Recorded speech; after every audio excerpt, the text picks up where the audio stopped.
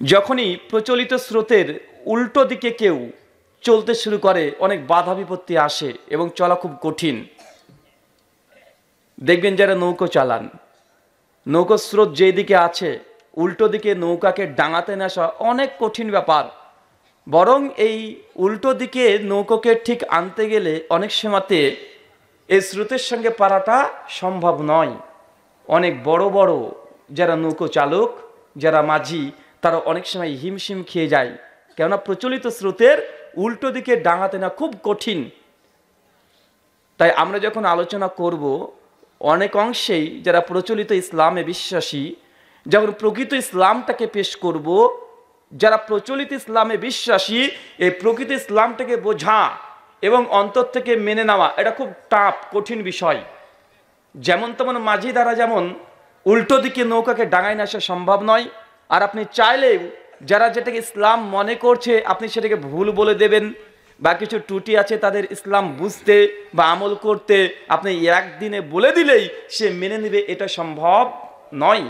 আমার যেন আয়েশা রাদিয়াল্লাহু তাআলা আনহা তিনি বলছেন, আল্লাহ সুবহানাহু ওয়া তাআলা পবিত্র কোরআনে প্রথম দিন যদি আয়াত অবতীর্ণ করে দিতেন যে মদ খাওয়া হারাম, সূরা মাইদা আয়াত নাম্বার 90, ইয়া আইয়ুহাল্লাযীনা আমানু ইন্নাল খামরু ওয়াল মাইসির, নিশ্চয়ই মদ এবং জুয়া তোমাদেরকে হারাম ঘোষণা করা হলো। আমার যেন আয়েশা রাদিয়াল্লাহু তাআলা আনহার ধারণা, তিনি বলছেন আল্লাহ যদি প্রথম দিনেই এই আয়াতটাকে অবতীর্ণ করে দিতেন, যারা তোমরা মুসলমান তোমাদের যে মদ খাওয়া হারাম, আম্মাজান বলছেন তাহলে একজন সাহাবীও তারা ইসলাম গ্রহণ করতেন না। কারণ তারা মদের সঙ্গে এমন অতপ্রতভাবে জড়িত ছিল, সহজে তাদেরকে মদ ছেড়ে দেওয়া এটা খুব কঠিন বিষয়, খুব টাফ বিষয়। তার জন্য আল্লাহ সুবহানাহু ওয়া তাআলা প্রস্তুতি নিয়েছেন। আল্লাহ সুবহানাহু ওয়া তাআলা ধীরে ধীরে ধীরে ধীরে আস্তে আস্তে মানুষের মানবিক যে দিক এবং তার কনসেন্ট্রেটকে ঘোরানোর চেষ্টা করেছেন। একটা আয়াতে আল্লাহ মদকে কিন্তু হারাম করে নাই। মদকে হারাম করার জন্য কমপক্ষে 3 থেকে 4টে আয়াত আল্লাহ আসমান থেকে অবতীর্ণ করেছেন। সূরা বাকারা খুলবেন 219 নম্বর আয়াত, আল্লাহ প্রথম আয়াত অবতীর্ণ করছে মদিনাতে গিয়ে যে মদের উপকারও আছে ক্ষতিও আছে। আমরা জানি কি জানি না কথা বলেন? যখন এই আয়াত অবতীর্ণ হয়, কিছু সাহাবীর অন্তর থেকে বলছে আল্লাহ যখন মদ প্রসঙ্গে কথা বলেছে যে মদের ক্ষতি আছে, আচ্ছা ঠিক আছে মদ খাওয়া বাদ দিয়ে দিলাম, এমনি বাদ দিয়ে দিলাম।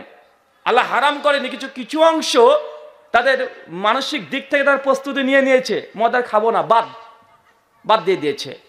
আর কিছু সংখ্যক সাহাবীরা আছে তারা বলছে হারাম তো করেনি, তার মানে এটা খেলেও কোনো সমস্যা নেই, পাপ নেই। আল্লাহ সুবহানাহু ওয়া তাআলা এরপরে পবিত্র কোরআন সূরা নিসা সূরা 4 আয়াত নম্বর 43 অবতীর্ণ করে দিলেন, লা তাকরাবুস সালাহ ওয়া আনতুম সুকারা, তোমরা নামাজে ধারে কাছে যাবে না যখন তোমরা মাদকতা আসক্ত আছো। দেখেন অর্ধেক চলে এসেছে আল্লাহ সুবহানাহু ওয়া তাআলা।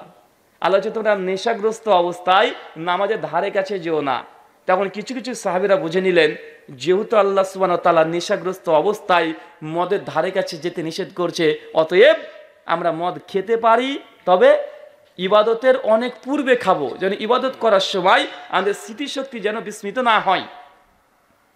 অনেক সাহাবী তারপরে মদ খেয়েছেন এই আয়াত অবতীর্ণ হওয়ার পরে, কেন মদকে আল্লাহ হারাম করেননি। এরপর আল্লাহ সুবহানাহু ওয়া তাআলা কয়েক বছর পর পবিত্র কোরআনের আবার একটা আয়াত অবতীর্ণ করছেন। আস্তে আস্তে প্রস্তুতি চলছে। সূরা মাইদা সূরা 5 আয়াত নাম্বার 90, ইয়া আইয়ুহাল্লাযীনা আমানু ইন্নাল খামরু ওয়াল মাইসির, নিশ্চয় মুমিন তোমাদের জন্য আমি আল্লাহ মদকে হারাম ঘোষণা করলাম। যখন এই আয়াত অবতীর্ণ হয়ে যায়, সেই মুসলিম একাধিক হাদিস দ্বারা বর্ণনা, আবু সাইদ খুদরি রাদিয়াল্লাহু তাআলা আনহু এই আয়াত শোনার পরে মদিনাতে ছুটতে ছুটতে চলে এসেছে। অনেকজন সাহাবীকে দেখছেন তারা মদের পেয়ালা রেডি করছে, তৈরি করছে, কেউ মদের পেয়ালা মুখে দিয়ে আছে, কে তৈরি করছে। যখন এসে ঘোষণা দিয়ে বলছে আল্লাহ সুবহানাহু ওয়া তাআলা নবীর উপরে আয়াত অবতীর্ণ করেছে মদ খাওয়া হারাম, যত সাহাবী ছিল যাদের মুখের মধ্যে মদ ছিল, অনেক বর্ণনা আসছে তারা সঙ্গে বোতলটাকে ফেলে দিয়েছে, যা ঢোক মেরে দিয়েছে, সে উগলে তুলে ফেলেছে। যত মদকে তৈরি করা হচ্ছিল ভেঙে চূর্ণ বিচূর্ণ করে দিয়ে গোটা মদিনার অলিতে গলিতে মদে ভিজে স্যাঁতসেঁতে করে দিয়েছে। এখান থেকে আমরা এটা বুঝতে পারি দাওয়াতি একটা কৌশল। আপনি একদিনে বলে দিবেন হুজুর বাপ মারা গেছে 40 খানা করা বেদাত, ওর অন্তরে এমন একটা ধাক্কা খাবে, এটা সামলাতে না সামলাতে বলছেন মিলাদ করাটাও বিদাত। আবার একটা ধাক্কা খেয়ে গিয়েছে, এরপর একটু ওরা বলছে কিয়াম করাটাও বিদাত, আর একটা ধাক্কা। এরপর আপনি বলছেন বুট গোনা ছোলা গোনা এটাও বিদাত, আর একটা ধাক্কা। এরপর আপনি বলছেন বাপ মা মারা গেছে নামাজের কাফরা দেওয়া এটা বিদাত। ও সহ্য করতে পারবে না। পারবে? কথা বলেন। এত বোঝা একদিনে বহন করতে পারবে না। তাকে সুযোগ দিতে হবে, তাকে বোঝাতে হবে। ধীরে ধীরে ইসলামটাকে যখন তারা বুঝে নিবে, আপনাকে খোলা করে আর বলার দরকার নেই এটা বিদাত, এটা সুন্নাত, এটা করলে গুনাহ হয়, এটা বলার প্রয়োজন নেই। আল্লাহ সুবহানাহু ওয়া তাআলা তার জন্য তাদের মানসিক প্রস্তুতি নিয়েছিলেন। একে একে একে একে আল্লাহ চাইলে গোটা পবিত্র কোরআনকে একদিনে আসমান থেকে ধপ করে নবীর হাতে দিয়ে দিতে পারতেন। পারতেন না? আল্লাহ তো পারতেন। ওয়া হুয়া আলা কুল্লি শাইইন কাদির। আল্লাহ যা ইচ্ছা তাই করতে পারেন। আল্লাহ চাইলে মিরাজের রাত্রিতে এই পবিত্র কোরআন, এই এতটুকু একটা গ্রন্থ নবীকে দিয়ে বলতে পারতেন এই নেন আপনার উম্মতের জন্য, এটা আমি ফাইনাল টেস্টামেন্ট তথা লাস্ট টেস্টামেন্ট করেছি, তোমার উম্মতকে দিয়ে দাও, তুমি তাদেরকে শিক্ষা দাও আর এই কোরআন উপরে আমল করতে বলো। আল্লাহ পারতেন কি পারতেন না? পারতেন, কিন্তু আল্লাহ করেননি। কেন? প্রস্তুতি নিচ্ছেন এই কোরআন মাজিদ অবতীর্ণ করতে। দীর্ঘ 23টা বছর সময় নিয়েছেন, অ্যাকুরেট সময় 22 বছর 5 মাস 17 দিন, প্রায় 23 বছর সময় নিয়েছেন শুধুমাত্র কোরআনের এই আইনগুলো সমাজে বাস্তবায়ন করতে, মানুষকে ইসলাহ করতে, মানুষের মানসিক প্রস্তুতি নেওয়ার জন্য। তারা যে সময়তে এত শিরিক বেদাত আর এত নোংরামির সঙ্গে যুক্ত ছিল, এত অন্ধকারের যুগ ছিল, একবারে কোরআন দিলে সবাই কোরআনকে ইগনোর করে, কোরআনকে ভুল বলে তারা দূরে চলে যাবে, তারা কে ইসলাম গ্রহণ করবে না। আম্মা জান আয়েশা রাদিয়াল্লাহু তাআলা আনহা এত ইন্টেলিজেন্ট, তিনি এই জন্য এই কথাটা বলে দিয়েছেন। আপনাকে শিক্ষা নিতে হবে এখান থেকে। একদিনে সবগুলো বলা যাবে না, একদিনে বললেই এ বোঝা বহন করতে পারবে না। বেশি বোঝা বহন করতে গেলে হয় উল্টে উচটকে পড়ে যাবে, নসেদ বলবে তোদের কথা আমার শোনার দরকার নেই, সবগুলোই আমাদের ভুল। ভাই বলবে কি বলবে না? কথা বলেন। আছে আজকের আলোচ্য বিষয় প্রচলিত ইসলাম বনাম প্রকৃত ইসলাম। প্রচলিত ইসলাম কোনটা? যেটা আমরা ভারত, বাংলাদেশ, পাকিস্তানে মানুষ ইসলাম মনে করে করি, অথচ এর অধিকাংশ ইসলামে নেই। প্রকৃত ইসলাম কোনটা? যেটা কোরআন এবং হাদিসে আছে, এটা হচ্ছে প্রকৃত ইসলাম। আর উদাহরণ দিলে আপনার জন্য বোঝার সুবিধা হবে। আমাদের আশেপাশে অনেক সনাতনী হিন্দু দাদারা আছে, তাদের যদি ধর্মগ্রন্থ পড়েন, তাদের ধর্মগ্রন্থে কোনো জায়গায় অকট্টভাবে মূর্তি পূজা করতে হবে এ কথা লেখা নাই, কিন্তু তারা করে। বরং মূর্তি পূজার বিরুদ্ধে একাধিক শ্লোক আছে। হিন্দু দাদারা 33 কোটি দেবদেবতার উপাসনা করে, কিন্তু হিন্দু ধর্মগ্রন্থে কোনো জায়গায় 33 কোটি দেবদেবতা উপাসনা করার কথা বলা হয় নাই। তাহলে বুঝতে হবে যে তারা যে ধর্মটাকে ফলো করছে তাদের ধর্মগ্রন্থে নেই। বরং হিন্দু ধর্ম তো বারবার একই কথা বলছে, একই ভক্তির বিশেষ সাথে একজন ঈশ্বরের উপাসনা করো, নাতাস্তি প্রতিমা আস্থি, এক ঈশ্বরের, যিনি ঈশ্বর তার কোনো প্রতিমা নেই, আন্ধাত্মা শান্তি আসম্ভূতি উপাস্তে। যারা মূর্তি পূজা করছে তারা নরকে প্রবেশ করছে। প্রতিদিন ঠাকুররা পরে বেদ পরে উপনিষদ পড়ছে, এগুলো জানছে, তারপরেও তাদের যে বিশ্বাস, প্রচলিত ধর্ম বাপ দাদা পূর্বপুরুষদের চলে আসছে, এটাকে ছাড়তে চাচ্ছে না। কঠিন, খুবই টাফ। আল্লাহ বলছেন পবিত্র কোরআন সূরা বাকারা সূরা 2 আয়াত নম্বর 170, সূরা মাইদা সূরা 5 আয়াত নম্বর 104, সূরা লুকমান আয়াত নম্বর 20 এবং 21, ওয়া ইজা কিলা লাহুম তা আউলা ইলামা আনজালাল্লাহু ওয়া ইলা রাসূল। আল্লাহ বলছে তাদেরকে যখন তুমি বলবে তোমরা এই দিকে প্রত্যাবর্তন করো যেটা আল্লাহ এবং তার রাসূলের উপরে আল্লাহ অবতীর্ণ করেছে, কলু, তখন তারা দেখবে বলবে হাসবুনা মা ওয়াজাদনা আলাইহি আবানা, আমার জন্য ওটাই তো যথেষ্ট যার ওপরে আমি আমার বাপ আর দাদাদেরকে পেয়েছি। আল্লাহর কোরআন বাস্তব চিত্র তুলে ধরছে। জানি এখন হিন্দু সনাতনীদের কাছে যান, গিয়ে বলেন দেখুন আপনি যে মূর্তি পূজা করছেন, 33 কোটি দেবদেবতার উপাসনা করছেন, আপনি যে 3 দিন 4 দিন 7 দিন ধরে হরে কৃষ্ণ কৃষ্ণ কৃষ্ণ হরে হরে এই মন্ত্র জপ করছেন, এই মন্ত্রগুলো আপনাদের শাস্ত্রে নেই, আপনি অনার্থক শুধু বলছেন। কেন বলছেন? ওনারা একটাই উত্তর দিয়ে বলবে যে আপনি যে কথা বলছেন এটা আমার কাছে গুরুত্ব নয়, বরং আমাদের বাপ দাদা পুরুষ ধরে আমরা মূর্তি পূজা করে আসছি, আমরা গরুকে ভগবান মানি, আমাদের নামযজ্ঞ করে আসছি, এটা বাপ দাদা পুরুষ ধরে আসছে। ভাই বলে কি বলে না, কথা বলেন। তাকে যে প্রমাণ চান, আল্লাহ বলছে সূরা বাকারা আয়াত নম্বর 111, কলু, তারা বলল, কারা? ইহুদি এবং খ্রিস্টান, লা ইয়াদখুলুল জান্নাতা ইল্লা মান কানা ইয়াহুদান ওয়া নাসারা। ইহুদি এবং খ্রিস্টান তারা বলছে যে আমরা ছাড়া কেউ জান্নাত যাবে না। আল্লাহ কোরআন মাজিদে বলছে সূরা বাকারা আয়াত নম্বর 111, ইহুদিদের দৃঢ় বিশ্বাস, খ্রিস্টানদের দৃঢ় বিশ্বাস যে ইহুদি এবং খ্রিস্টান তারা ছাড়া কেউ জান্নাতে যাবে না। আল্লাহ বলছেন, কুল, হে নবী তাদেরকে বলুন, হাতুবরানাকুম, প্রমাণ পেশ করো, ইন কুনতুম সাদিকিন, তুমি যে দাবি করলে তোমরা জান্নাতে যাবে এর দলিলটা পেশ করো। ইসলাম আমাদেরকে শিখিয়েছে দলিল। মুসলমান দলিল ছাড়া এক ধাপও পা ফেলে না। ইসলাম এমন একটি ধর্ম যে আপনি ডান পা আপনি যে নিজের ইচ্ছে মতো ফেলবেন এই এখতিয়ার আপনাকে দেয়, কথা বলেন। যখন নিজেকে মুসলিম দাবি করবেন, ইসলাম ধর্মের অনুসারী মনে করবেন, নিজের পাটা এক ধাপ নিজের ইচ্ছে মতো ফেলতে পারবেন না। মসজিদে ঢুকবেন, কোন পাকে ঢুকবে? আপনি মুসলিম, এটাই প্রমাণ। মুসলমানের পা মসজিদে বাম পাকে ঢুকবে না। যখন বের হবেন তখন কোন পাকে বের হবে? বাঁ পা। যখন পায়খানা ঘরে ঢুকবেন, দেখেন আগে ওর বাম পা হয়ে গেল, যখন বের হবেন ডান পা, মানে নিজের পাটাও যখন ইসলাম মানতে চাইবেন, নিজেকে মুসলিম দাবি করবেন, এই পাটাও নিজের ইচ্ছে মতো ফেলা যায় না। বাথরুম কোটি টাকা দিয়ে করতে পারেন, পায়খানা ঘর ইসলাম আছে। যদি পায়খানা ফিরতে চান মনে করেন, এটা পায়খানা ঘর করবেন, পায়খানা ঘর, মসজিদ নয়। পায়খানা ঘরও যদি করতে চান, ইসলাম আছে না নাই? কিবলার দিকে মুখ বা পেছন করতে পারবেন? পায়খানা ঘরে বসে এসে কথা বলতে পারবেন? পায়খানা ঘরে ঢোকার আগে ডান পাকে বাম পাকে ঢোকাতে হয়, বেরোর সময় বাম পা আগে, ডান পা আগে বের করতে হয়। ঢোকার সময় দোয়া আছে না নাই, কথা বলেন। পায়খানা ঘরে যদি হাসি চলে আসে আলহামদুলিল্লাহ বলতে পারবেন? কথা বলেন, পারবেন না। দেখেন পায়খানা ঘর নির্মাণ করতে হলেও মুসলমানকে কতগুলো আইন মেনে চলতে হয়। এটা নাম হচ্ছে ইসলাম, প্রকৃত ইসলাম। সুনান তিরমিজি কিতাবুত তাহারাত হাদিস নাম্বার 23 এবং 26, আল্লাহ নবী বলছেন 4টে জায়গায় পেশাব এবং পায়খানা ফেরা যায় না। কয় জায়গায়? 4 জায়গায়। 1, যে জায়গাতে আবদ্ধ পানি আছে ওখানে পেশাব পায়খানা ফেরা যাবে না। 2, চলাচল জায়গা যেটা দিয়ে মানুষ চলাচল করে, এখানে পেশাব পায়খানা ফেরা যায় না। 3, যেখানে গোসল করা হয়, গোসলখানা, এখানে পেশাব পায়খানা ফেরা যাবে না। অনেকে দেখবেন দুষ্টুমি করে, বদমাইশি করে পুকুরে নেমে পেশাব ফিরে দেয়, যাবে না, হারাম, নিষিদ্ধ। আছে না নাই, কথা বলেন। আর যেখানে দাঁড়িয়ে মানুষ ছায়া নাই, যে গাছের নিচে মানুষ গিয়ে আশ্রয় নাই, একটু ছায়া নাই, আছে না ভাই? অনেক জায়গা মাঠে একটা গাছ আছে, মানুষ সেখানে কৃষকরা কাজকর্ম করার পরে একটু ছায়াতে অবস্থান করে, ওইখানে যদি ছায়া নাই ওই গাছের নিচে প্রস্রাব ফিরতে পারবেন না। ইসলাম কত সূক্ষ্ম সূক্ষ্ম কথা বলেছে দেখেছেন? মানুষ যেতে কল্পনা করতে পারবেন, ইসলাম সেই কথা বলেছে।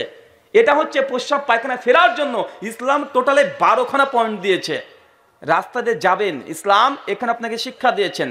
আল্লাহ হচ্ছে রাস্তার মাঝখান দিয়ে হাঁটা যাবে না, রাস্তার ডান দিক দিয়ে হাঁটতে হবে। রাস্তাতে যদি বসে থাকতে চান, সাহাবীরা হচ্ছে ইয়া রাসূলুল্লাহ আমি রাস্তাতে, আল্লাহ হচ্ছে রাস্তাতে তোমরা বসো না।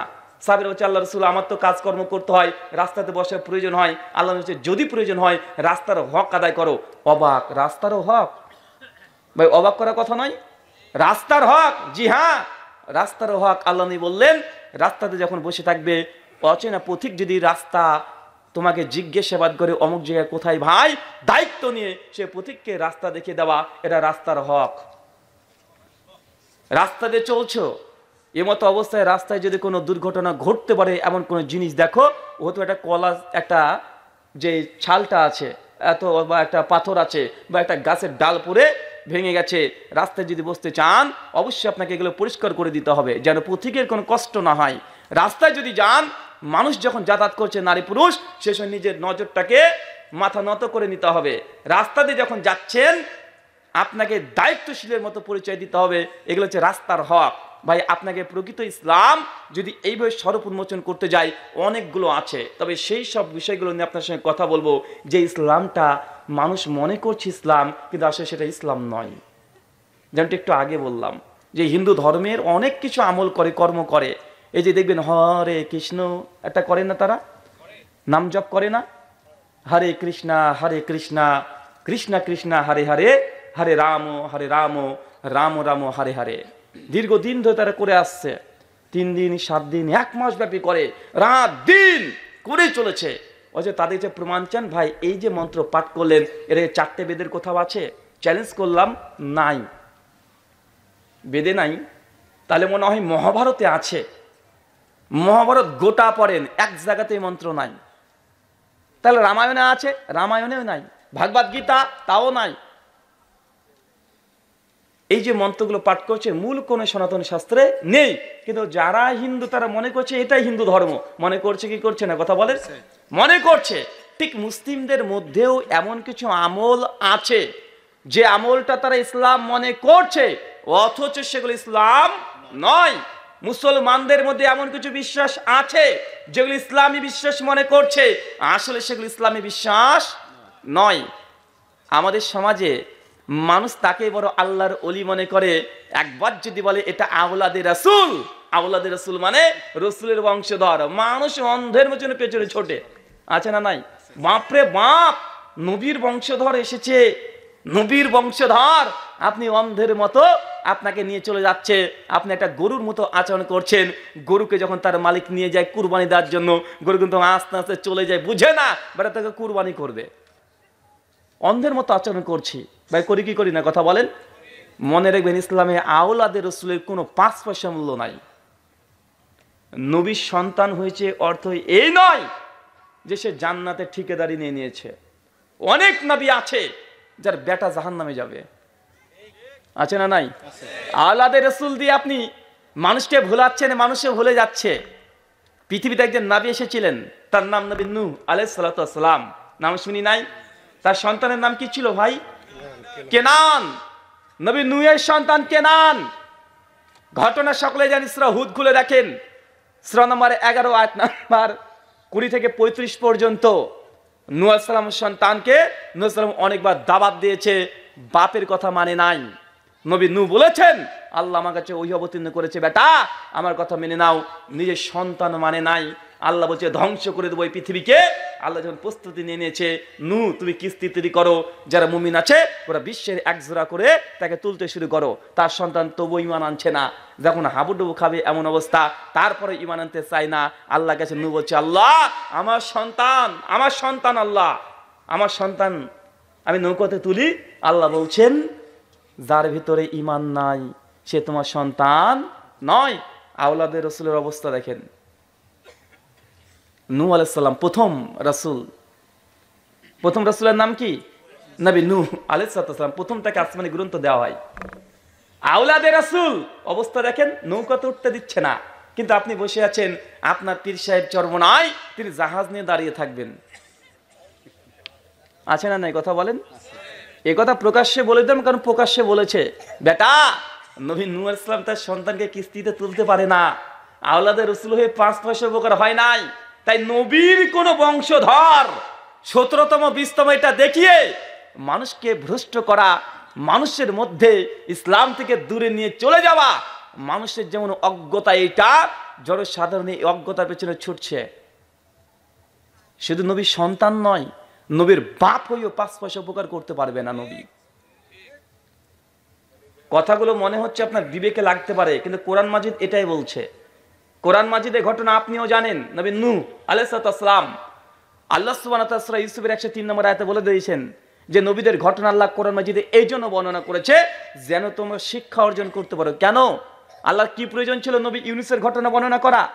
আমাদের নবীর ঘটনা কি যথেষ্ট ছিল? নয়, যথেষ্ট ছিল। তারপর আল্লাহ 25 জন নবী রাসূলের ঘটনা খুলে খুলে বর্ণনা করেছে, উদ্দেশ্য একটাই, যেন মানুষ এই কথাগুলো বুঝতে পারে। কি কথা বলেন? শিক্ষা নিতে পারে। নবীর সন্তান যেমন জাহান্নামে যাবে, আওলাদে রাসূল হলেও নবীর বাপকেও জাহান্নামে যেতে হবে। জ্বলন্ত দৃষ্টান্ত নবী ইব্রাহিম আলাইহিস সালাতু ওয়াস সালাম। নাম শুনেছি? আবুল আম্বিয়া, সমস্ত নবীদের পিতা। 5 থেকে 8 জন পিতা বাদ দিয়ে, নবী বাদ দিয়ে সমস্ত নবীর পিতার নাম কি? যে কোন নবীর নাম বলেন তো। নবী ইউনূস, বাপের নাম কি? আদি পিতা কে? কথা বলেন। নবী ইব্রাহিম। ইউসুফের বাবা যদি আদি পিতা ধরা যায় তবে সেটা ইব্রাহিম। নবী সুলাইমান, দাউদ, ইউনূস, ইউসুফ, ইয়াকুব, যার নাম করবেন তার আদি পিতা ইব্রাহিমে গিয়ে ঠেকবে। এত বড় একজন নবী, সহিহ বুখারী কিতাবুল আম্বিয়া হাদিস নাম্বার 1360। আল্লাহ রাসূল মুহাম্মদ রাসূলুল্লাহ সাল্লাল্লাহু আলাইহি ওয়াসাল্লাম বলছেন কিয়ামতের মাঠে নবী ইব্রাহিমের সঙ্গে তার বাপের দেখা হয়ে যাবে, একদম মুখামুখি দেখা হয়ে যাবে। আর নবী ইব্রাহিম আলাইহিস সালাম তখন আল্লাহ বললেন, আল্লাহ এটা আমার বাবা, আমার পিতা, আল্লাহ একে জান্নাতে দাও। একটু ওসিলা, একটু সুপারিশ সাফাত করার চেষ্টা করবেন, আল্লাহর সঙ্গে সঙ্গে বলবেন মুশরিকের জন্য জাহান্নাম অবধারিত, জান্নাত হারাম। ফেরেশতা মণ্ডলীকে বলবে আল্লাহ সুবহানাহু ওয়া তাআলা যে ফেরেশতা ইব্রাহিমের বাপ আজরকে ধরে তুমি জাহান্নামে নিক্ষেপ করো। ইব্রাহিমের শরীরটাকে শুয়োরের চেহারা দিয়ে দিবেন, শুয়োরে পরিণত করে দিবেন, আস্তে আস্তে থেকে জাহান্নামের তলদেশে একদম ঢুকে মেরে দেবেন। ভাই কাকে বলেন তো ভাই? কাকে? নবীর পিতাকে। আপনি যে আওলাদের রাসূল নাম শুনলে পাগল হয়ে যান, ভাবছেন কি নাকি আওলাদের রাসূলের হাত ধরতে পেরেছি মানে জান্নাত কনফার্ম। এইগুলো কোরআন মাজিদকে কি বলবেন? এগুলো নবী ইব্রাহিম তার বাপকে বাঁচাতে পারবে না, নবী নূহ তার সন্তানকে বাঁচাতে পারবে না, নবী হুদ এবং লূত আলাইহিস সালাম তার স্ত্রীকে বাঁচাতে পারবে না। নিজের স্ত্রী যার সঙ্গে বেড শেয়ার করেছে, সুখে দুঃখে তার সঙ্গে ছিল, নবী লূত আলাইহিস সালামের স্ত্রী কোথায় যাবে? জাহান্নামে যাবে। সূরা তাহরিম আয়াত নাম্বার 9 থেকে 11 খুলে দেখেন। সকলেই একমত, হানাফি, শাফি, মালিকি, হাম্বলি, দেওবন্দি, বেরেলভি, জামাত ইসলামী, চরমনাই, ইনাদপুরি, জোনপুরি, রাজারবাগী, দেওয়ানবাগী, আট্টসি, ফুলতুরি সবাই জানে যে নবী লূত আলাইহিস সালামের স্ত্রী সে বেঈমান ছিল, সে জাহান্নামে যাবে, নিজের স্ত্রীকে বাঁচাতে পারছে না। ইসলাম সম্পর্কের 5 পয়সা মূল্য দেয় নাই। কিসের মূল্য দেয় না বলেন? সম্পর্কের 5 পয়সা মূল্য নেই। কে স্ত্রী, কে কন্যা, কে ছেলে, কে মেয়ে, 5 পয়সা মূল্য নেই। যার ঈমান আছে তার দাম আছে, যার ঈমান নাই সে নবীর সন্তান হলেও 5 পয়সা উপকারে জান্নাতে যাওয়ার জন্য কোনো টিকিটই পাবে না। এর একটা দৃষ্টান্ত ভালোভাবে দেখতে পাবেন এবারই। ফেরাউনকে চেনেন? ফেরাউনের স্ত্রীর নাম কি? আসিয়া। বলেন তো বাবা, আসিয়া জান্নাতে যাবে না জাহান্নামে যাবে? অবাক। বলেন কি, নবী নূহের স্ত্রী, লূতের স্ত্রী জাহান্নামে, আর ফেরাউনের স্ত্রী জান্নাতে? বিবেকে বাধা দেয় না এবার? ফেরাউন বদ, এর মতো বদ আল্লাহ মানুষ আর পৃথিবীতে সৃষ্টি করবেন না, যে নিজেকে রব দাবি করে বসেছিল। মূসা আলাইহিস সালামের ঘটনা পড়লে ফেরাউনের ঘটনাগুলো আপনি বুঝতে পারবেন কত বড় বদ মানুষ ছিল। শুনেছে যে মূসা আলাইহিস সালাম একজন পৃথিবীতে ব্যক্তি আসবে যার হাতে ফেরাউনের ধ্বংস হবে, তার রাজত্ব ধ্বংস হয়ে যাবে। বেটা যখনই শুনেছে জ্যোতিষীর কাছ থেকে যত সন্তান ছিল হত্যা করতে শুরু করে দিয়েছে। কত বড় নরপিশাচ! এই ব্যক্তির স্ত্রী যাচ্ছে জান্নাতে। পবিত্র কোরআন সূরা তাহরিম আয়াত নাম্বার 9 থেকে 11 আল্লাহ সুবহানাহু ওয়া তাআলা আগেই বলে দিয়েছেন যে আসিয়ার জন্য জান্নাতে একটা আল্লাহ ঘর নির্মাণ করে রেখেছেন। এই ঘটনা থেকে বুঝতে আমি কি পারলাম? এই যে ঘটনা আপনাকে শোনালাম, এই ঘটনা থেকে কি বুঝলেন? সম্পর্কে ইসলামে 5 পয়সা মূল্য আছে? 5 পয়সা মূল্য নেই। সম্পর্কে যদি মূল্য হতো কখনোই কোনো সময় ফেরাউনের স্ত্রী জান্নাতে যেতে পারতো না। আমাদের নবীর চাচা আবু তালেব নাম শুনেছি? কথা বলেন, নাম শুনেছি? আবু তালেব আল্লাহ রাসূলকে সবচেয়ে বেশি ভালোবেসেছে, অন্তরের মধ্যে কোনো ঘাটতি ছিল না।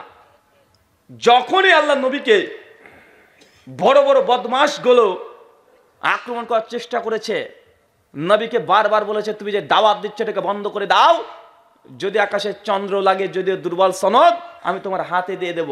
সিরাত ইবনে হিশাম 2য় খণ্ড 67 পৃষ্ঠা। যদি তুমি এই আরবের সুন্দরী নারীকে চাও তোমাকে আমরা দিয়ে দেব, রাজত্ব চাইলে রাজত্ব দিয়ে দেব, তবে কালেমে লা ইলাহা ইল্লাল্লাহ এটা বলো না। 3 থেকে 4 দফা আবু তালেবের কাছে এসেছিল কুরাইশের বড় বড় হত্যাকর্তাগুলো, এসে বলছে তোমার ভাতিজাকে একবার বোঝাও। আবু তালেব যখন আল্লাহ নবীকে এসে বোঝাচ্ছেন, আল্লাহ রাসূল মানছেন না। চাচাকে বলছেন গোটা দুনিয়া যদি আমাকে দিয়ে দেয় আমার এটা দরকার নেই, লা ইলাহা ইল্লাল্লাহ এর দাওয়াত চলবেই। আবু তালেব আল্লাহ রাসূলের অন্তরের কথা বুঝতে পারছেন, গিয়ে মানুষের মুখে পড়ে বলছে যে আমার ভাতিজা যা বলছে এটাই ঠিক, ও নড়বে না, ওকে সরানো যাবে না। একদম প্রাচীরের মতো আল্লাহ রাসূলের সাপোর্ট করেছে কে প্রথম জীবনে? কথা বলেন। যে সময় পাশে কেউ ছিল না, দুজনের রোল আল্লাহ রাসূলের জীবনে সবচেয়ে প্রাচীরের মতো কাজ করেছে। একটা ক্ষমতার দিক থেকে আবু তালেব, আর মানবিক দিক থেকে, মানসিক দিক থেকে প্রশান্তি দিয়েছে খাদিজা রাদিয়াল্লাহু তাআলা আনহা। আবু তালেব কোথায় যাবে? কেন রে ভাই? আওলাদের রসুলের পিছনে ছুটছেন যে, আওলাদের রসুল নাম শুনলে কেমন কেমন লাগে। আল্লাহর নবীকে নিজের সন্তানের চাইতে ভালোভাবে প্রতিপালন করেছে, আল্লাহ নবুয়ত পেয়ে গেছে, তারপরে সমর্থন করেছে, সাপোর্ট দিয়েছে, মানসিক দিক থেকে অর্থনৈতিক দিক থেকে সাপোর্ট করেছে। যেহেতু কালিমা পড়ে নাই, তাদের জাহান্নামে যাবে কি যাবে না কথা বলেন? সহিহ মুসলিম কিতাবুল ঈমান বলছেন আমার চাচাকে জাহান্নামে নিক্ষেপ করা হবে, তবে আল্লাহ রাসূলের শুধু চাচায় এত কাজ করেছে, জাহান্নামের কিছুটা অংশ, আগুনের অংশ কমানো হবে। তাও যা বর্ণনা এসেছে এটা সহ্য করার মতো নয়। জাহান্নামের আগুন যদি পায় তালুতে রেখে দেওয়া হয়, আবু তালেবের চান্দি মানে মাথাটা মগজটা টকবক করে ফুটবে, জাহান্নাম থেকে রক্ষা পাচ্ছে না। আপনি ভাবছেন আপনি পীরের সন্তান, আওলাদে রাসূল, সৈয়দ বংশের, আপনার শরীরে 2 বংশের রক্ত আছে। অনেক মানুষ অহংকার করে না কথা বলেন? অনেক মানুষ অহংকার করে, বেটা নবীর সন্তান ডাইরেক্ট হলেই তো জান্নাত যাবে কোনো গ্যারান্টি নেই। তুমি 19তম বংশধর নিয়ে তুমি কি করবে? তুমি 19তম বংশ নিয়ে কি বুঝাচ্ছ? প্রকৃত ইসলাম এবং প্রচলিত ইসলাম পার্থক্য বুঝতে পারছেন? এটা প্রচলিত ইসলাম, প্রকৃত ইসলাম। আল্লাহ সুবহানাহু ওয়া তাআলা এই কথাগুলো সূক্ষ্ম দিকগুলো আপনাদের অন্তরে বোঝানো তৌফিক দান করে সকলে বলি আল্লাহুম্মা আমিন। সম্মানিত দর্শক মণ্ডলী, আলোচকরা আলোচনা করতে গিয়ে শুরুতে বলে বাবারে আল্লাহ সুবহানাহু ওয়া তাআলা 18,000 মাখলুকাত সৃষ্টি করিয়াছেন। আছে না নাই? আমাদের হুজুর বলছে 22 হাত পাগড়ি পরে আছে, এসে বলছে আল্লাহ 18,000 মাখলুকাত সৃষ্টি করেছেন। আল্লাহ সূরা নাহাল সূরা 16 আয়াত নম্বর 18, সূরা ফাতিহা রাব্বুল আলামিন আয়াতে তাফসীর করতে গিয়ে ইমাজউদ্দিন ইবনে কাসির রাহিমাহুল্লাহ জন্ম 701 হিজরি, মৃত্যু 774 হিজরি, 700-750 বছর আগে বলছেন আল্লাহ আসমান ও জমিনে কত কোটি যে মাখলুকাত সৃষ্টি করেছেন, মানুষরা জিন জাতি যদি গুনতে শুরু করে গুনে শেষ করতে পারবে না। হুজুর বলছে 18,000।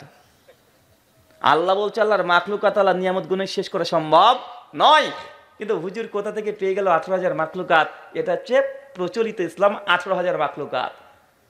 আর প্রকৃত ইসলাম আল্লাহর মাখলুকাত নিয়ামত গুনে শেষ করা সম্ভব নয়।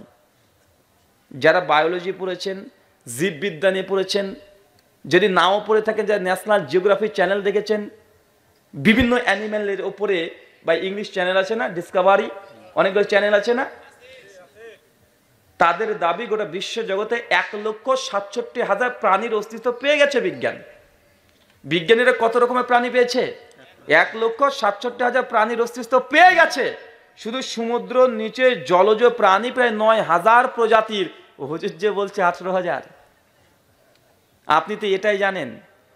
হুজুর বলছেন আল্লাহ সুবহানাহু ওয়া তাআলা কোরআন মাজিদের কসম, 6,666টা আয়াতের কসম। কত আয়াত? 6,666টা। বাড়িতে আপনার বাড়িতে তো কোরআন আছে, একটু কষ্ট করেন, মাত্র 5টা মিনিট একটু ক্যালকুলেটর নিয়ে বসে পড়েন, মাত্র তো 114টা সূরা আছে, আছে না নাই কথা বলেন? মাত্র 114টা সূরা যোগ তো করতে পারেন রে ভাই। কোরআন হাদিস পড়ার দরকার নেই, আয়াতগুলো তো আপনি বুঝতে পারছেন যে একটা সূরাতে কতগুলো আয়াত আছে। যেমন সূরা ফাতিহাতে 7খানা, সূরা বাকারাতে আছে 286 খানা, সূরা আলে ইমরানে আছে 200 খানা। এইভাবে আপনি গুনতে শুরু করেন, আপনি যোগ করে দেখেন হুজুর যে কথা বলেছে, হুজুরের কথা 100% মিথ্যা। আসলে কোরআনে 6,666টা আয়াত নাই, আছে কয়টা? 6,236টা। তো আপনি কোরআন মাজিদ সম্পর্কে এই তথ্যটা হুজুরের কাছে ভুল জেনেছেন, যেটা আপনি মাদ্রাসার ধাপিতে না পা দিলেও আপনি বাড়িতে যে কোরআন আছে গুনতে শুরু করলে এমনি গুনে বের করে ফেলতে পারবেন। এরপরে আপনাকে কিভাবে বুঝাবো যে সমাজের মধ্যে কিছু প্রকৃত ইসলামের পরিবর্তে প্রচলিত ইসলাম আছে যেটা কোরআন হাদিসের সঙ্গে মিল নেই। আল্লাহ সুবহানাহু ওয়া তাআলা এই কথাগুলো বোঝার তৌফিক দান করো, সকলে পড়ি আল্লাহুম্মা আমিন। কিছুদিন পর রমজান মাস যখন আসবে দেখবেন মানুষ রমজান মাসের শেষ 10 দিন যখনই হবে, গ্রামের হুজুর ইমাম সাহেব ঘোষণা করে দিয়ে বলবে, শুনুন এবছরে ফিতরা ধার্য করা হয়েছে 98 টাকা 50 পয়সা। আছে না নাই? ফিতরা ধার্য করা হয়েছে কত? 98 টাকা 50 পয়সা। জাস্ট এক্সাম্পল দিলাম, এটা বাস্তব না। কত হয় আপনারা জানেন, বাংলাদেশি টাকা কত হয়? ভাই 100 টাকায় ধরে নির্ধারণ করে দিল।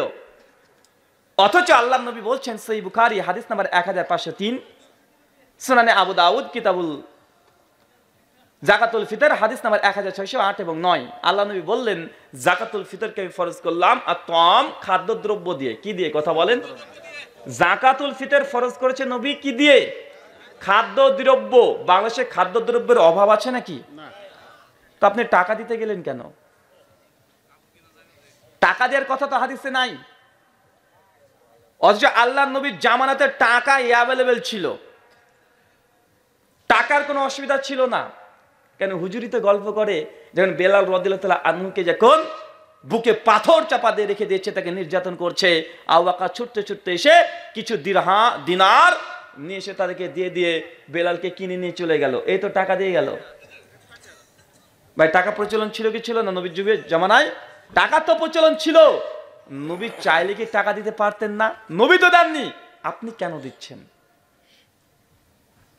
হ্যাঁ দিচ্ছি, কারণ আছে। কারণ আমরা হুজুর, আমরা মানুষকে ভালোবাসি, মানুষের সহজ চাই। দেখুন, একজন মানুষকে যদি আমি ফিতরা বাবদ যদি আমি 2.5 কিলো করে চাল দিয়ে দিই, তো একজন গরিব মিসকিন সেই চাল কত নিবে? সবাই যদি চাল দেয় তার বাড়িতে তো বস্তা বস্তা চাল হয়ে যাবে। কিন্তু এত চাল তো আমার প্রয়োজন নেই, বরং ওই গরিব মিসকিনের প্রয়োজন হচ্ছে এইটা 1 কিলো মাংস দরকার, 2টো পোশাক দরকার, আমার এইটা দরকার, ওইটা দরকার। তো আমি যদি চাল দিয়ে দিই, গরিব মিসকিন মানুষের জন্য কষ্ট হচ্ছে। কেন? কারণ তার এত চাল দরকার নেই, তাতে 1 কিলো মাংস দরকার। এই জন্যই আমরা চাল খাদ্যদ্রব্য দিই না, বরং টাকা দিই, মিসকিনের যা প্রয়োজন তাই নিয়ে নেয়। এরকম বলা হয় কি হয় না? কথা বলেন। এটা যুক্তি দেওয়া হয়, হাদিসের বিরুদ্ধে যুক্তি। আল্লাহ নবী বলছে তম খাদ্যদ্রব্য দিয়ে ফিতরাকে ফরজ করেছি, কিন্তু মুসলমান আমরা উদারতা দেখাতে গিয়ে বলছি উম্মতের মধ্যে সহজ করতে চাই। কারণ টাকা দিলে সে চালও কিনতে পারে, ডালও কিনতে পারে, মাংস কিনতে পারে। তার মধ্যে চাল ডাল দেওয়ার দরকার নেই, মানে টাকাটা দিয়ে দিই, যা ইচ্ছা তাই কিনে নিবে। মানে আপনি কত উদার। আমার নবী মনে হয় আপনার চেয়ে কম বুঝতেন? নবী বুঝতেন না? নবীর জামানায় তো টাকা ছিল, তিনি কেন তার টাকা দিয়ে ফিতরা দিলেন না? 10,000-এর অধিক সাহাবীরা ছিল, তারা কেন টাকা দিয়ে ফিতরা দেয় নাই? প্রশ্ন অন্তরে একবার জাগে না?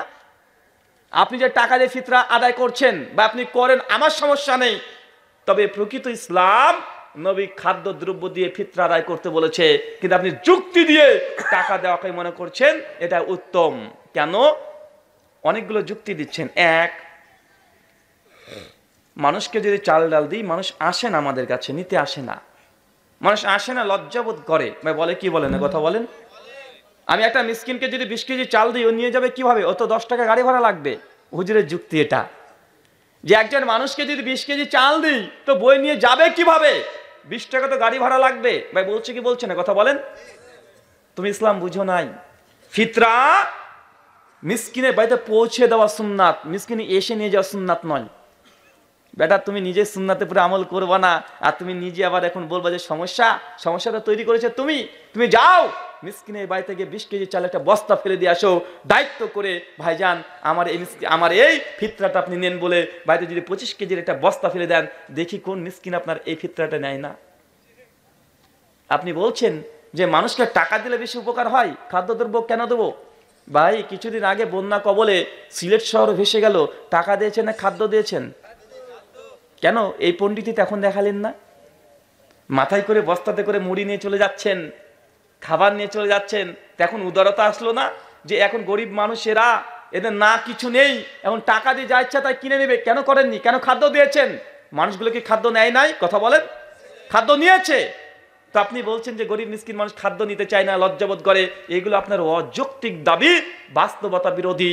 হাদিসের দিকে ফিরে আসেন। আল্লাহ নবী বলছেন খাদ্যদ্রব্য দিয়েই ফিতরাকে ফরজ করা হয়েছে। অনেকে বলছে দেখুন ভাই, আমরা যদি গরিব মিসকিনকে খাদ্য দিয়ে দিই চাল ডাল, তো একজন মিসকিনের বাড়িতে 10 কুইন্টাল চাল হয়ে যায়।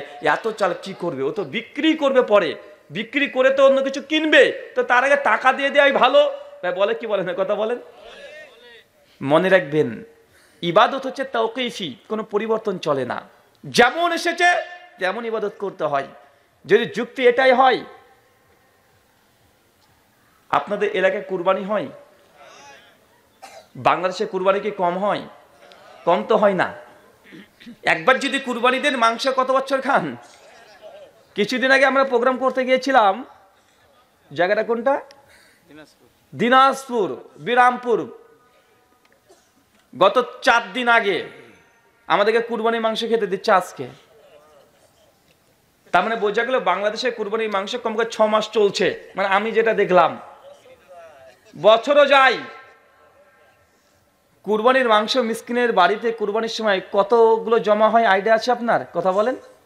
জি, 1.5 কেজি 2 কেজি বলেন কি, মানুষ না পায়জামা? 1.5 কুইন্টাল 2 কুইন্টাল বলেন। গরিব মিসকিনের বাড়িতে কত পরিমাণ মাংস জমা হয়? এলাকার মানুষ দিচ্ছে, মসজিদ থেকে দিচ্ছে, সমাজ থেকে দিচ্ছে, ভাই দেওয়া হয় কি হয় না? প্রচুর মাংস জমে যায় একজন গরিব মিসকিনের বাড়িতেও। সে সমাজ থেকে যে অংশ পায় তাই তো 4-5 কেজি হয়ে যায়, হয় কি হয় না? কথা বলেন। তো এখন কেউ যদি যুক্তি দেয় বলে, দেখুন আমরা এত কুরবানি করছি, আমাদের কুরবানি মাংস খেতে খেতে দাঁত ব্যথা হয়ে যায়, গরিব মিসকিনের বাড়িতেও অনেক অজস্র মাংস হয়ে যায়, তো এক কাজ করবো, এলাকাতে যদি 40 খানা ছাগল হয় আর 8 খানা গরু হয়, তো আমরা 4 খানা গরু জবাই করব আর 20 খানা ছাগল জবাই করব। বাকি 20 খানা ছাগল আর 4 খানা গরু আমরা বিক্রি করে দিয়ে মানুষকে টাকাগুলো দান করে দেবো মিসকিনের মধ্যে। হবে কেন রে ভাই? হবে না কেন? খাদ্য দিয়ে ফিতরা দিতে বলেছে, যদি টাকা দিয়ে হয়ে যায়, খাদ্যের পরিবর্তে টাকা যদি পরিবর্তন করতে পারেন, তো কুরবানির পরিবর্তে টাকা দিয়ে দেন না। ও যা দরকার, ও যদি 20 কেজি মাংস পায়, 5 কেজি তো সরিষার তেল লাগবে রান্না করতে, মশলা তারও 2000 টাকার লাগবে, তো ওকে বলবেন যে ভাইজান আমি কুরবানি দিয়েছিলাম গত বছর, এবছর কুরবানি দিয়ে টাকা দিয়ে দেবো। তো কিছু মাংস কুরবানি করবে আর কিছু মাংস টাকা দান করে দেবে কুরবানির নামে। তো গরিব মিসকিনের উপকার হবে না ক্ষতি হবে? কথা বলেন। মিসকিনের তো উপকারই হবে।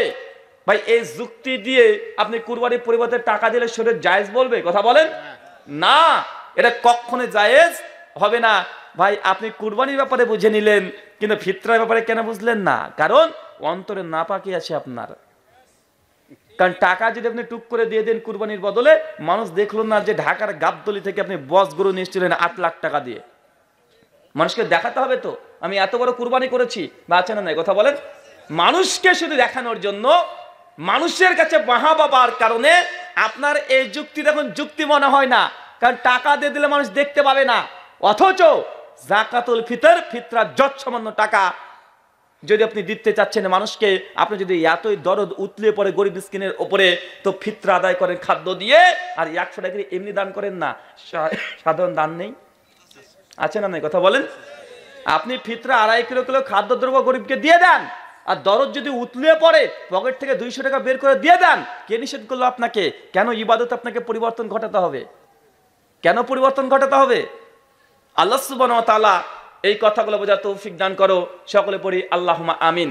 সম্মানিত দর্শক মণ্ডলী, এই কথা বলার উদ্দেশ্য এটাই, আল্লাহর নবীর সুন্নাত হচ্ছে ফিতরা কি দিয়ে? খাদ্য দ্রব্য দিয়ে ফিতরা আদায় করবেন। যে দেশের প্রধান খাদ্য যেটা, সেটা দিয়ে আপনাকে ফিতরা আদায় করতে হবে। আর 2, টাকা দিয়ে ফিতরা আদায় করবেন না। যে দেশে খাদ্য সংকট, খাদ্য নাই, ওখানে টাকা দিতে পারেন, তার আগে নয়। আমার জানা মতে বাংলাদেশে টাকারই অভাব, খাদ্যই বেশি। রাস্তাতে গেলে মানুষ এখন গরিব মিসকিন টাকা পেয়ে যায়, পায় না ভাই? আপনাকে একটা প্রশ্ন করি, আমরা ফিতরা কেন দিই জানেন? ফিতরা আল্লাহ কেন ফরজ করেছে? উদ্দেশ্য কি? জি, আমরা মনে করছি ফিতরা আমরা এই জন্য দিই যে গরিব মানুষের উপকার কল্যাণ হবে, তাই না? কিন্তু ফিতরা কি এটা উদ্দেশ্য? জি, এটা ফিতরার উদ্দেশ্য নয়। ফিতরার মৌলিক উদ্দেশ্য এটা নয় যে গরিব মিসকিনকে হেল্প করা, সাহায্য করা, এটা উদ্দেশ্য নয়। সুনানে আবু দাউদ জাকাতুল ফিতর হাদিস নম্বর 1615 আল্লাহ নবী বলেছেন ফিতরার উদ্দেশ্য, আপনি যে রোজাটা করেছেন, রোজার মধ্যে যদি কোনো ঘাটতি থাকে, ত্রুটি বিচ্যুতি হয়ে যায়, রোজা আছেন মিথ্যা কথা বলেছেন, রোজা আছেন মেয়ের দিকে তাকিয়েছেন, রোজা আছেন গুনাহ সাগীরা ছোট ছোট পাপ করেছেন, এই যে রোজার মধ্যে একটা ইফেক্ট পড়লো, ঘাটতি পড়লো, এই ফিতরার মাধ্যমে আপনার রোজাকে পরিপূর্ণ করে দেবে। কথা কি বুঝতে পারছেন? ফিতরা উদ্দেশ্য কি? গরিব মিসকিনকে সহযোগিতা করা, না নিজের সিয়াম রোজার পূর্ণতা দান করা? কোনটা? রোজার পূর্ণতা দান করা। এখন আপনার কাছে আমার প্রশ্ন ভাইজান, রোজা যখন ছিলেন সেই সময়তে খাদ্য থেকে দূরে ছিলেন না টাকা থেকে? জি, খাদ্য থেকে। তো ফিতরা ওয়াজিব হবে কি দিয়ে? টাকা দিয়ে না খাদ্য দিয়ে? যুক্তিতে এই কথাই বলছে। কারণ মানুষ যখন রোজা ছিল আমরা খাদ্য থেকে দূরে ছিলাম, আর ফিতরা যেহেতু ফরজ করা হয়েছে রোজাকে পূর্ণ করার জন্য, তো অবশ্যই 100% খাদ্য দিয়েই কি হবে ফরজ জাকাতুল ফিতর। এটা আপনার বোধগম্যের জন্য আপনাকে এটা বললাম। আল্লাহ সুবহানাহু ওয়া তাআলা আমাদেরকে আল্লাহর নবীর এই সুন্নাতের উপরে আমল করার তৌফিক দান করো, সকলে পড়ি আল্লাহুম্মা আমিন। সম্মানিত দর্শক মণ্ডলী, অজস্র জায়গাতে আমাদের প্রচলিত ইসলাম বনাম প্রকৃত ইসলাম আমাদের প্রত্যেকটা জায়গাতে যদি আমরা চেষ্টা করি দেখানো যাবে। মানুষ মারা গেছে, একটা মেয়ে মারা গেছে, গ্রামের মানুষ ছেলে মেয়ে সব এসে একদম হট্টগোল করে মেয়েটাকে দেখছে, আছে না নাই? অনেক মানুষ বলছে দেখো দেখো এ মারা গেছে, দেখলে কোনো সমস্যা নেই। বেটা কে বলেছে? একটা মেয়ে যদি মারা যায়, ওই মেয়েটা কি জীবিত অবস্থায় যে পুরুষের জন্য দেখা হারাম ছিল, মৃত অবস্থায় দেখা হারাম? হারাম কি হারাম নয় কথা বলেন?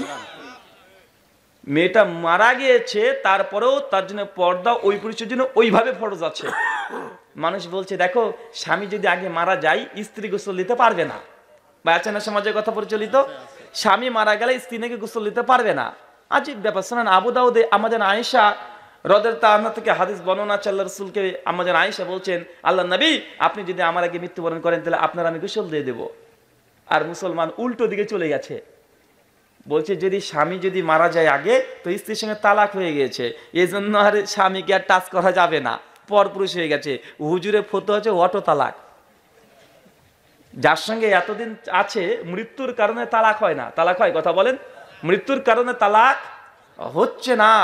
মৃত্যুর পর যখন তার ইদ্যত পালন হবে তারপরে আল্লাহ সুবহানাহু ওয়া তাআলার থেকে তার সম্পর্ক বিচ্ছিন্ন হয়ে যায়। এটা ফিতরতগত দিক থেকে, শরীয়তের দিক থেকে নয়। কিন্তু আমাদেরকে সমাজে এই কথা প্রচলিত আছে, আপনি হিসু করতে যাবেন, হিসু মানে বোঝেন তো? আবার হিসু করতে যাবেন, হুজুর শিখে দিয়েছে 40 কদম ছুটে বেড়াও, একটু ধিংধাং করে নাচো, আছে না নাই? এটা আমাদের প্রচলিত ইসলাম। মানুষ মনে করছে এটাই করতে হয়। ভাই এটা করার কোন হয়েছে দলিল নাই, এমনি চলছে সমাজে। মানুষের মৃত লাশ আছে, ডান কাঁধে বলছে ডান কাঁধে নাও, এত থেকে ক্ষান্ত নাই, 40 কদম যাবা আর কাঁধ পরিবর্তন করবা, আছে না নাই? কোরআন হাদিসে কিছুই নেই, এমনি চলছে। যে হুজুর এটা করতে বলে তাকে বলুন, হুজুর এই যে বললেন 40 কদম জামার পরে চেঞ্জ করতে হবে, কাঁধ পরিবর্তন করতে হবে, হুজুর এটা কোথায় আছে একটু দেখান না। ভালোভাবে বলেন, ভালোবেসে বলেন, জাস্ট আমাকে হাদিসটা বলেন কোথায় আছে। হাদিসে আরবিটা লিখে দেন, যদি আর বাংলা না থাকে আরবিটা লিখে দেন। দেখেন উনি মৃত্যুবরণ করবে, উনিও জানাজা হয়ে যাবে, তারপরেও ওই জানাজার ওই 40 কদম যাওয়ার পরে পরিবর্তন করার দলিলটা পাবেন না। কষ্ট হচ্ছে? মনে হচ্ছে যারা সর্বনাশ বলে কি এগুলো তো ধর্ম। জি ধর্ম, এগুলো মনে করেন, কিন্তু আসলে এগুলো ধর্ম নয়। মৃত লাশকে নিয়ে যাচ্ছেন, পেছনে আপনি তাকবীর দিচ্ছেন, কি লা ইলাহা ইল্লাল্লাহ মুহাম্মাদুর রাসূলুল্লাহ বলতে আছেন, আছে না নাই কথা বলেন? কিছু নাই কোরআন হাদিসে, এমনি চলছে, আবেগে চলছে। কিসে বলেন তো ভাই? আবেগে। মারা গেছেন, কালেমা পড়তে পড়তে চলে যাচ্ছেন, এগুলো পড়া যাবে না। এগুলো মানুষ ধর্ম এমনি নিজেরা বানিয়ে নিয়েছে, না কোরআনে আছে, না হাদিসে আছে, না হানাফি মাযহাবের কোনো ফতোয়ার কিতাবে আছে। এটা বাঙালিরা আবেগ দিয়ে তৈরি করে নিয়েছে। কেন? ওই যে হিন্দুদের লাশ যাওয়ার সময় শুনেছে ওই যে বলো হরি হরি বল, বলো হরি হরি বল। মুসলমানের বাচ্চা তোমাকে কিছু বলতে হবে, তুমি বলো লা ইলাহা ইল্লাল্লাহ। চলছে, কথা বুঝতে পারলেন না? এটা হানাফি ফিকাতেও নাই। হানাফি মাযহাব আমরা সমাজে মানি। যারা হানাফি আলেম আছেন তাদেরকে বলেন যে এই ফতোয়া ইমাম আবু হানিফা কোথায় বলেছে মৃত ব্যক্তি যখন যাবে কালেমা লা ইলাহা ইল্লাল্লাহ মুহাম্মাদুর রাসূলুল্লাহ পড়তে হবে। এটা হানাফি মাযহাবে কোনো ফতোয়ার কিতাবেও নেই। এটা আমার চ্যালেঞ্জ, বের করে দেখান। কিন্তু মানুষ ধর্ম মনে করছে। আসলে এটা যেহেতু বাংলাদেশের মানুষ আজ থেকে 40 বছর আগে তার বাংলাদেশ বলে কিছু ছিল না, 50 বছর আগে সব ছিলাম ভারতের। কোথায় কথা বলেন? সব ভারত, অখণ্ড ভারত। এখানে 80% মানুষ হিন্দু। হিন্দুদের এই আপনি শুনেছেন বলো হরি হরি বল, আপনাকে কিছু বলতে হবে, আপনি শুরু করে দিয়েছেন। মানুষ মারা গেছে, পাশে গিয়ে পড়ছে কোরআন। মরা মানুষ অনেক বুদ্ধি, সব বুঝে। ও মরে গেছে আর ওর কাছে কোরআন মাজিদ পড়ে পড়ে শোনাচ্ছে, এটা নাকি তার উপকার হবে। ভাই কোরআন মরা মানুষের জন্য নয়, জীবিত মানুষের জন্য। আপনি একটা উদাহরণ দিয়ে বুঝতে পারবেন। মানুষ মরে পড়ে আছে, ওর পাশে কোরআন পড়ছে, লা তাকরাবুস সালাহ ওয়া আনতুম সুকারা। মরে গেছে মানে বাংলা কি জানেন? যে কোরআনটা পড়লো বলছে লা তাকরাবুজ জিনা, সূরা বানী ইসরাঈল আয়াত নম্বর 32 পড়ছে, মৃত মানুষের কানে গেছে। তুমি জেনার ধারে কাছে যেও না, ও কে ওর বাপও তো কবরে যাবে জেনা কাছে, কথা বলেন। ও তো মরে পড়ে লাশ হয়ে আছে, আর ওর কাছে কানে কানে গিয়ে পড়ছে লা তাকরাবু জেনা, জেনা ধারে কাছে যেও না, ইন্নাল মাই খামরু মাইসির, মদ এবং জুয়া এগুলো সব হারাম, এগুলো খেলবো না। বেটা এটা জীবিত মানুষের আয়াত, ওই যে ব্রাজিল আর্জেন্টিনা চলছে, ইয়া তাদের কানে কানে গিয়ে অনুবাদ করে শোনাও, মরা মানুষকে নয়।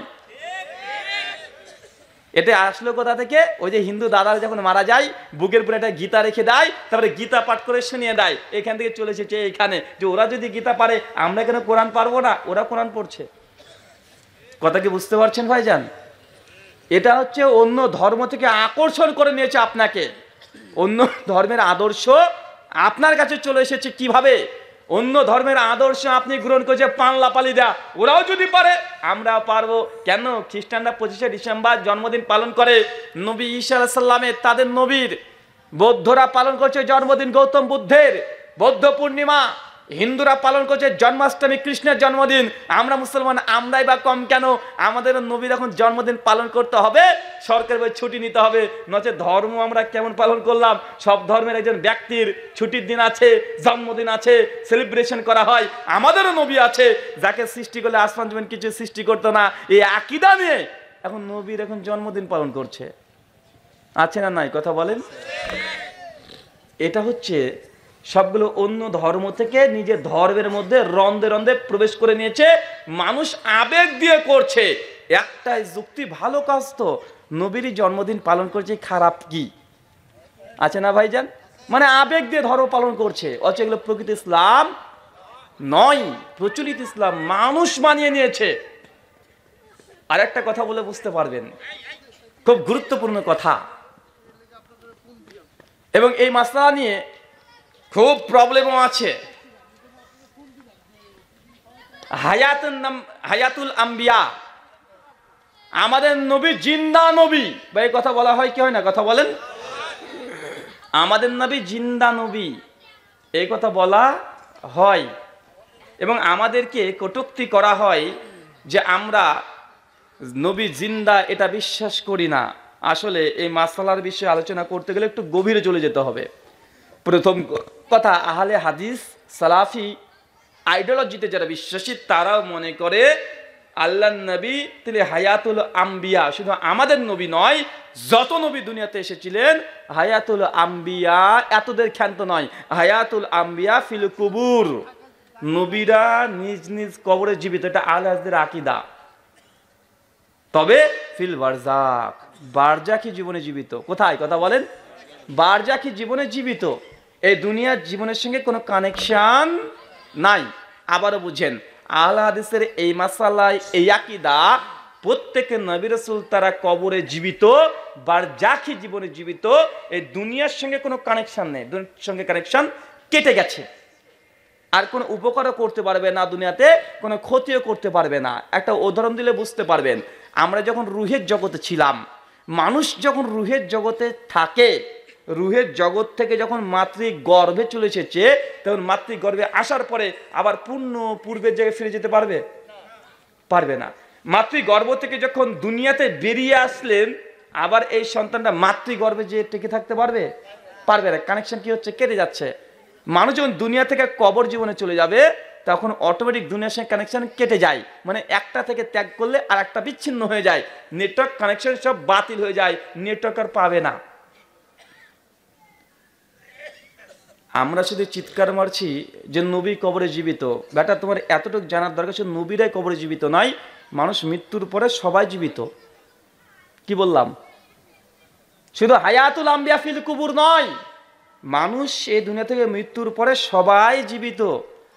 আপনি এই হাদিস জানেন, কিন্তু এই হাদিস থেকে শিক্ষা নিতে পারেননি।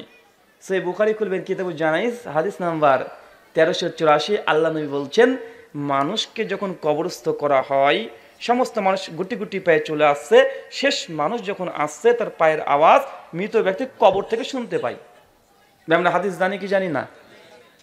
মানুষ যখন চলে এসেছে, সবাই ফাঁকা হয়ে গেছে, কবরে ফেরেশতারা প্রবেশ করে, তাকে আবার রূহ ফেরত দেওয়া হয়, তাকে উঠে বসানো হয়, তাকে 3টে প্রশ্ন করা হয়, মান রব্বুকা, মান দিনুকা, করা হয় কি হয় না? কথা বলেন তো। কবরে তো কি তাজা না মরা লোকটা? এখন জি, কবরে তো তাজা, তাকে রূহ ফেরত দেওয়া হয়েছে।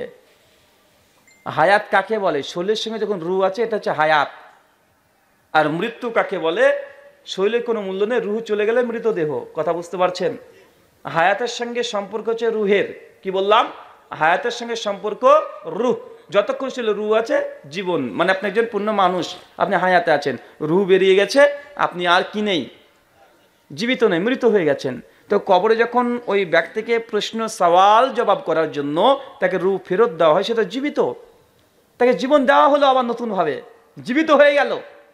আল্লাহ নবী বলছেন এই ব্যক্তি যদি কবরে 3টে প্রশ্নের উত্তর দিয়ে দেয়, সে মুমিন, তাকে ঘুমিয়ে দেওয়া হয়।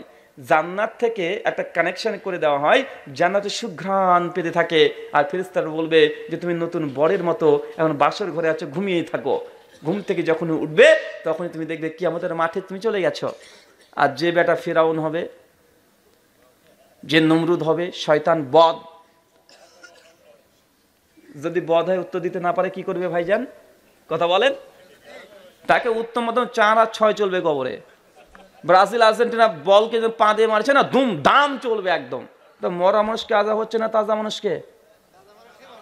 জি, ফেরাউন কবরে জীবিত না মৃত? ফেরাউন, জি। আমরা বুঝি এখানেই ভুল, আবেগ দিয়ে ধর্ম করতে যাচ্ছেন। ফেরাউন কবরে জীবিত আছে? না না না না, ফেরাউন তো মিশরে মমি করে রেখে আছে। বেটা ওইটা কবর নয়, কবর হচ্ছে ওইটা যেটা মৃত্যুর পরে যে জীবন, এটা হচ্ছে কবর। ওই গর্ত যেটা আছে ওটা কবর নয়, ওটা গর্ত, ওটা কবর নয়। ওটা লাশকে যেন পচে গলে না গিয়ে দুর্গন্ধ না হয়, এই জন্য আল্লাহ নবী দিয়েছে ওটা করতে। মূল কবর মৃত্যুর পর যে জীবন, এটাকে বলা হয় কবর। কথা কি বুঝতে পারছেন?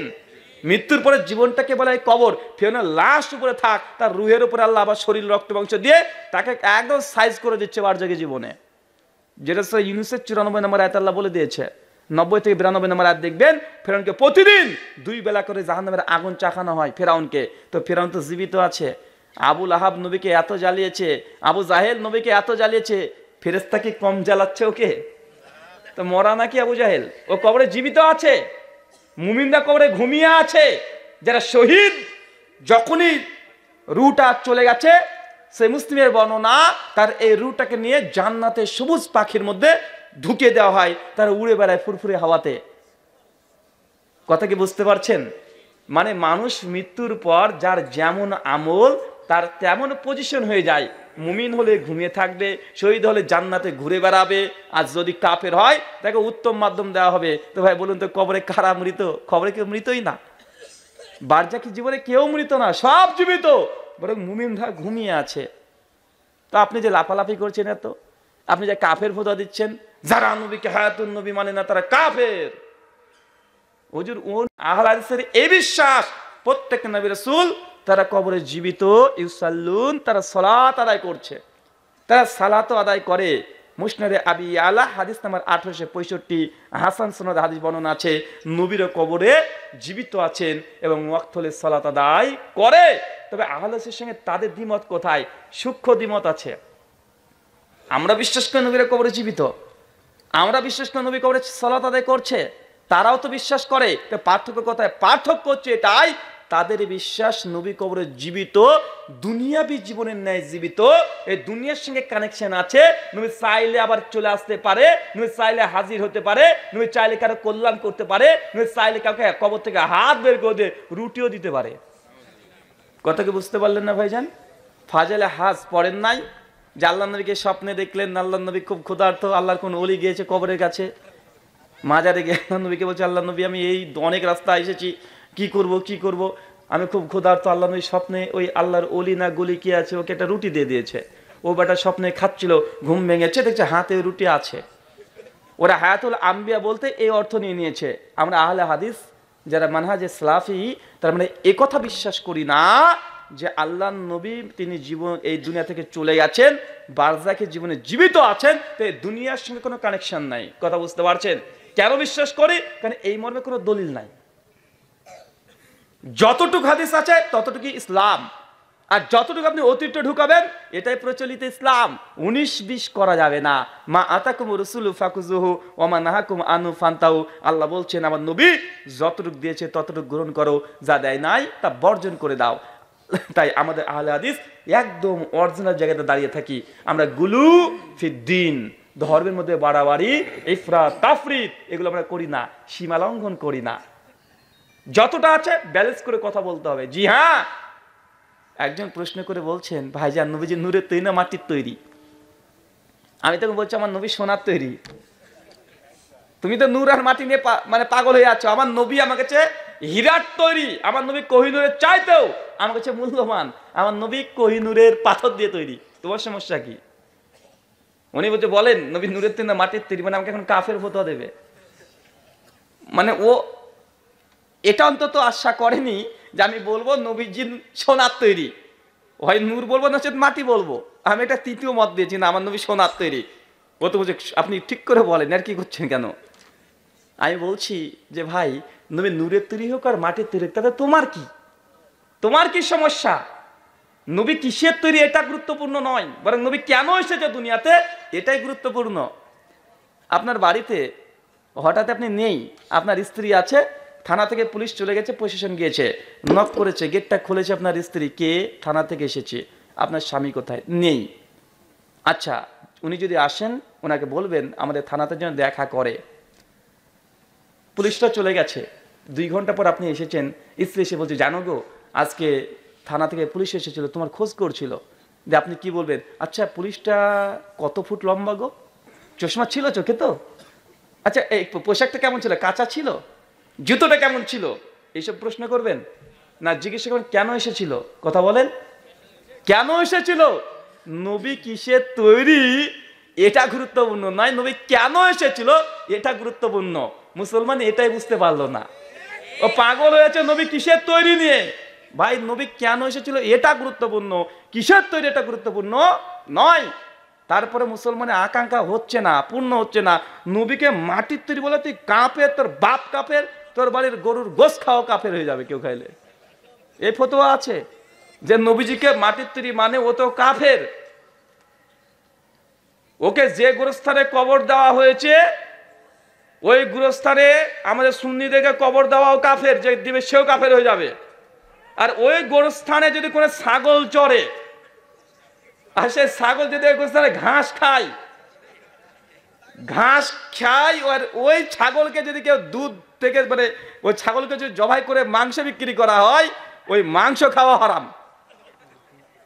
একদম দেখেছেন তো, মনে হচ্ছে নেটওয়ার্ক একদম ফুল, একদম মানে গ্রামীণ ফোনের নেটওয়ার্ক, মানে একসঙ্গে আরেকটা কানেকশন দিয়ে একদম সবগুলো নেটওয়ার্কিং বিজনেস এটা হুজুরের। বা আছে না নাই কথা বলেন? আছে। আমরা আহলে হাদিসের আকীদা শুনবেন নবীজি কিসের তৈরি অরিজিনাল। আহলে হাদিস সালাফিদের আকীদা আল্লাহর নবী তিনি নূর ছিলেন। কি ছিলেন? কথা বলেন, নবী নূর। আমরা বিশ্বাস করি আল্লাহর নবী তিনি নূর ছিলেন, মুহাম্মদ রাসূলুল্লাহ সাল্লাল্লাহু আলাইহি ওয়াসাল্লাম তিনি নূর, এটা আমাদের আকীদা। তবে হ্যাঁ, নূরের তৈরি নয়। কি নয় কথা বলেন? আমরা নবীকে নূর বিশ্বাস করি, তবে এই যে তৈরি শব্দটা বের করেছেন অতিরিক্ত, এটা হচ্ছে গুলফিদ্দিন, ধর্মের মধ্যে অতিরিক্ত করা। এই প্রকৃত ইসলাম থেকে বিচ্যুতি ঘটে আপনি একটা নিচের মতো ইসলাম বানিয়ে নিয়েছেন। আল্লাহ কোরআন মাজিদে নবীকে নূর বলেছে। কি বলেছে? কথা বলেন, নূর বলেছে। কোথায়?